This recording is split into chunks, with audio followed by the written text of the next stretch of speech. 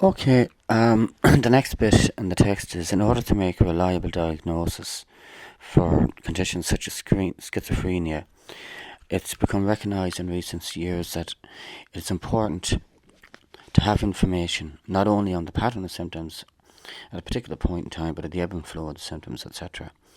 And for this reason, since the early inception of the early intervention and psychosis services, patients suffering from psychotic symptoms, you wait for 3 years until after you make an assessment on somebody suffering from psychotic symptoms.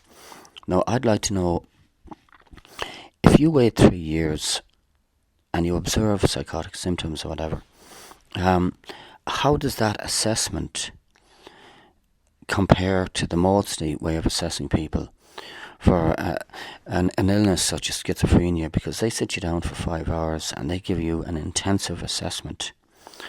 On this, you just see someone and you get information back here and there from a social worker, and then in the fullness of time you make that decision.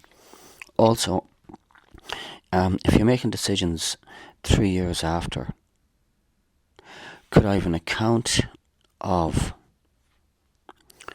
when a person first goes in and exhibits signs of something like schizophrenia, how that is noted, and then there's a 3-year delay, and after that, how a diagnosis comes about and is noted. In other words, looking at people for initial signs of schizophrenia and see if there's a 3-year delay until a diagnosis, if that's how you do it.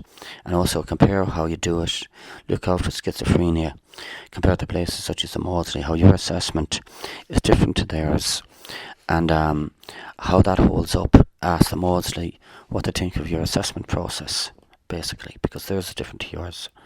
And there seems to become some confusion over which is the right way to do it. And I'm sure you're doing it the right way, but maybe just contact the Maudsley for learning curve